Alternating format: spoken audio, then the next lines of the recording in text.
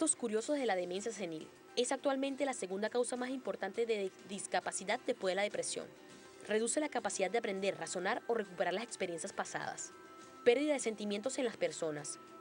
Cuarta causa principal de muerte entre la población de 65 años y más. Estamos hablando sobre esto de la demencia senil, el Alzheimer, y algo muy importante en lo que hemos hecho énfasis desde que inició el programa es cómo debe ser esa atención al cuidador, a esa persona que se hace ahora responsable de su padre, de su madre, de sus abuelos. Antes quería hablar sobre el tema de la prevención. ¿Se pueden estas patologías prevenir hasta cierto punto? Sí, hay factores de riesgo que predisponen a que un paciente desarrolle una demencia, ¿ok? Entre los factores de riesgo que son modificables, en los que uno puede intervenir, están la hipertensión arterial. Mantener una cifra adecuada de tensión arterial, ¿verdad?, va a hacer que el paciente tenga menos riesgo. El control de las patologías metabólicas como son la diabetes, todo lo que tiene que ver con la insulina, los factores de riesgo que tienen que ver con el consumo de benzodiazepinas, o el abuso de benzodiazepinas o de fármacos que están asociados a este tipo de patologías de ansiedad y depresión. Todos esos son factores de riesgo que, manejados por médicos adecuadamente, van a evitar que un paciente llegue a desarrollar Esto de las mayor benzodiazepinas desarrollo. responde a la pregunta de una persona en el Twitter que justamente interrogaba sobre si hay relación entre el consumo de benzodiazepinas y el Alzheimer. Pues algunos estudios lo señalan. Sí, Se confirma entonces hay eso. muchísimos estudios que han investigado sobre el uso de las benzodiazepinas. Realmente las benzodiazepinas tienen su indicación y por un tiempo especificado el paciente puede recibir su benzodiazepina, ¿ok? Pero cuando se abusa de la benzodiazepina es un factor de riesgo que ya está determinado que produce demencia. Al no tener los recursos para, o digamos tampoco conocer de un lugar donde se puedan llevar a estas personas para que sean atendidas por un equipo de especialistas, por enfermeros, en fin, las personas o las familias, ¿quién tiene que hacerse cargo, ¿no?, de estos adultos mayores por lo general? ¿Cuán importante es el apoyo que ellos necesitan? ¿Qué tipo de apoyo necesita el familiar, el cuidador? Por lo general, se establece siempre un cuidador principal, bien sea una hija, el esposo, la nuera, en casos de suerte, y esta persona, a pesar de que es con la que tiene mayor entendimiento, con la que el paciente se deja realizar las actividades, requiere que todo el resto de la familia esté en red para ayudarla. Porque ella va a estar casi que exclusivamente dedicada al paciente y necesitamos que el resto de la familia sea empática, colabore económicamente, con los otros labores de la casa y que le permitan al cuidador principal tener un espacio para sí mismo. Muchas veces cuando uno le dice al cuidador, mira, este fin de semana o 3 horas te vas a un café tú sola sin el paciente, sienten culpa. Oye, pero ¿cómo lo voy a dejar? Entonces lo dejan con alguien y están llamando por teléfono, entonces no te desconectas. O dicen, es que cuando yo me fui, mi vecina cuando vio que iba con un bolso para la playa me miró feo. O sea, yo le digo, dígale que es una recomendación médica. Si el cuidador principal no se cuida, termina más enfermo o incapacitado que incluso el paciente. Se van primero muchas veces los cuidadores que los pacientes. Muchas veces, así es.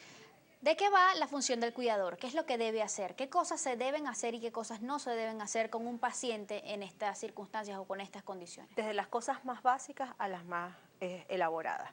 El cuidador tiene que permitirle el baño, la alimentación, el aseo, el esparcimiento al paciente con demencia, y desde las cosas más elaboradas de hacer las situaciones del banco.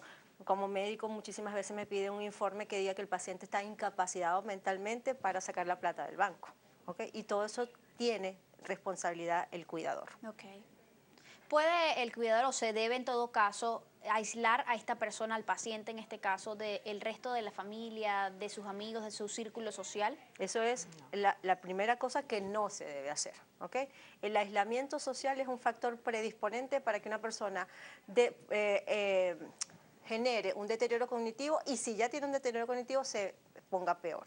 O sea, la actividad, hay una parte, así como se pierde la parte del lenguaje y se pierde memoria, hay algo bien reciente de este año, del 2015, que se llama cognición social, que es desenvolverme alrededor de las otras personas, ¿ok? Estar alrededor de las otras personas. Si yo pierdo cognición social, también me estoy demenciando, también estoy perdiendo una capacidad que antes tenía. ¿Se deben evitar las emociones fuertes para esa persona que padece Alzheimer o de algún otro tipo de demencia? ¿Quieres contestar?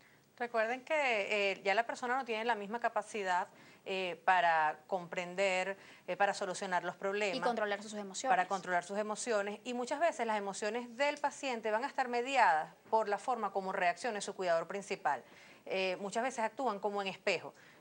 Por esto es importante que el cuidador esté lo más calmado, lo más armónico posible, porque si él va a ser el espejo en el que se refleja a su paciente y está irritable o está ansioso o está muy desesperado, el paciente va a reaccionar con conductas de agitación, de ansiedad, de depresión y bueno, evitarle en lo posible contenidos que el paciente no pueda manejar. ¿Hay que estimular la actividad física en estos pacientes? Sí, está comprobado que un paciente que hace actividad deportiva y está determinado por la Organización Mundial de la Salud, que son de 30 a 45 minutos diarios de actividad cardiovascular, ese paciente aumenta, independientemente de la edad, aumenta un área del cerebro que se llama el hipocampo, aumenta la estructura, el volumen del hipocampo y por lo tanto menos posibilidades de generar una pérdida de la memoria. ¿Cuán importantes son los grupos de apoyo también para el cuidador? Y háblanos de esta actividad que tienen justamente para informar a las personas que tienen a alguien en su familia con alguna de estas patologías, brevemente. Ok, realmente lo que quiero es dar un agradecimiento a Laboratorios Nolver que nos ha cedido un espacio, esta es la tercera charla que hacemos